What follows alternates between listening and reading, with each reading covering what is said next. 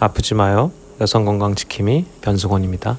아프지 마요. 여성건강지킴이 변승원입니다. 자, 오늘은 신부자궁 내막증으로 치료했던 환자들 중에서 좀 기억에 남고 치료 효과가 굉장히 좋았던 분들의 사례를 좀 설명드리려고 합니다. 대부분의 이 환자들이 왜 이렇게 아팠고 내가 아픈 원인이 지금 내가 가지고 있는 증상이랑 어떤 관련이 있는지를 조차도 모르고 있었던 거죠. 그래서 많은 환자들이 조금 방황하기도 하고 그냥 이상이 없다는 얘기만 듣고 진통제만 복용하고 너무 심할 때는 이제 응급실로 실려가기도 하고 되게 안타깝게 지냈던 분들이 몇 분 계세요. 그래서 제가 진단하고 수술까지 가는 이런 과정들에 여러 가지 에피소드가 있었어요. 첫 번째 환자를 먼저 말씀드리자면은 20살, 그러니까 이제 뭐 갓 대학교 1학년 여자 환자였는데 어떻게 병원에 오게 됐냐면은 외할머니가 저한테 자궁 내마감으로 수술을 받으셨어요. 그분이라고 얘기를 이렇게 하다가 제가 생리통 특히 내막증에 대해서 이렇게 치료를 하고 수술한다는 얘기를 들으시고 손녀가 너무 힘들어하고 있다. 생리 기간만 되면은 뭐 일상생활이 불가능할 정도로 너무 힘들어하고 뭐 약을 몇 알씩 먹는데도 불구하고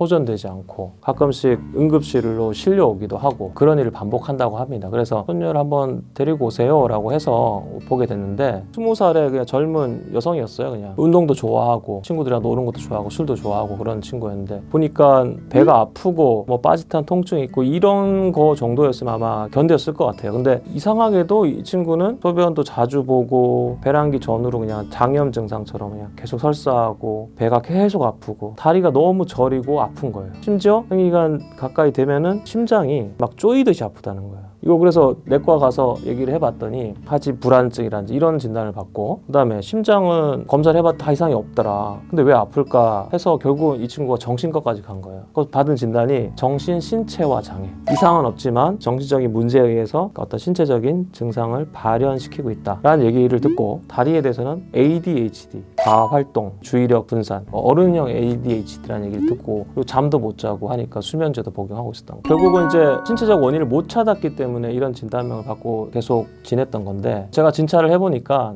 예전에 설명드렸던 것처럼 자궁뿐만 아니라 자궁 뒤쪽 복막 특히 자궁 청골인대 쪽에 신부자궁 내막증이 명확하게 보였어요. 특히나 또 이 친구는 또 오른쪽 난소에 또 자궁 내막종이 또 따로 있었기 때문에 이미 이 혹이 있다는 걸 알고 있었어요. 근데 하지만 이 혹과 이 증상을 연관시키지 못했던 거죠. 자궁 내막종 이외에 복막에도 여러 신부자궁 내막증이 깔려 있기 때문에 골반에 있는 교감신경이 항진되고 심장 쪽 가슴 두근거림이라든지 울렁거림이라든지 설사, 빈뇨, 다리 저림이 다 설명이 되는 거예요. 굉장히 이제 젊은 나이고 아기도 가져야 되고 그렇기 때문에 우선 수술을 먼저 권유하지 않았어요. 저는 우선 약물 치료를 먼저 해봅시다. 정내막증에 쓰는 약을 많이 처음에 처방을 했죠. 약을 조금 복용하고 또 신경통에 쓰는 약을 써서 조금 가라앉혀 줬어요. 그랬더니 다리 저림이라든지 그 밖에 골반 통증이나 이런 건 좀 많이 좋아졌는데 생리통이 더 심해지는 거예요. 이 심장 쪽으로 쪼인 듯한 증상은 전혀 호전되지 않았고 그래서 MRI 상에서도 신부자궁 내막증이 있는 걸 확인을 하고 환자랑 보호자랑 상의를 하고 수술을 결정하게 됐습니다. 제가 앞서 설명드렸던 것처럼 원샷 원킬 한번 들어가서 가장 깨끗하게 정리를 하고 나와야 돼요. 두 번 건드리면은 굉장히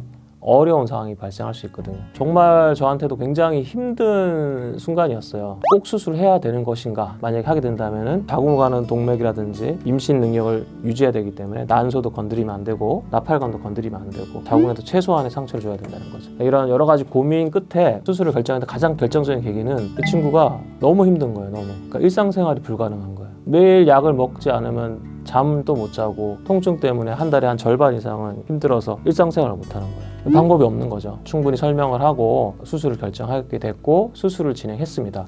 다행히도 제가 생각했던 그 부분에 신부자궁 내막증이 있었고 한 3시간에 걸쳐서 모든 조직을 다 제거했습니다. 안전하게 동맥도 보존하고 자궁에도 최소한의 상처를 주면서 수술했습니다. 그러고 나서 이제 한 달이 지났죠. 수술하고 나서부터도 아마 바로 괜찮았던 것 같아요. 정신과 약을 이제 먹지 않고 있고 심장이 쪼이는 증상, 다리 저림 다 없어졌어요. 그리고 생리를 한번 했는데 하나도 안 아프다는 거예요. 이 친구가 이제 외래 와서 제일 먼저 했던 질문이 저 술 언제 먹어도 되냐고, 운동 언제 하면 되냐고. 제일 좋았던 게 처음 왔을 때는 얼굴이 정말 너무 괴로워서 20살의 여성의 얼굴이라 보기 힘들 정도의 그런 얼굴이었는데 지금은 이제 너무 환하게 웃고 있는 모습을 보면서 참 보람을 느꼈던 그런 케이스였습니다. 나이가 중요한 건 아닌 것 같아요. 어차피 신부자궁 내막증이라는 거는 대부분 태어날 때 이미 그런 소인을 갖고 태어나는 거예요. 그러다가 어떤 이벤트를 겪으면서 그게 폭발하는 거죠, 뱃속에서. 그 폭발하는 시점이 언제인지는 알 수 없지만 조금 더 빨리 진단받고 조금 처치를 했다면은 약물에도 반응했을 것이며 정신과 약까지 먹어가면서 그렇게 고생하지 않았을 거라고 생각됩니다. 그래서 생리통과 관련된 증상을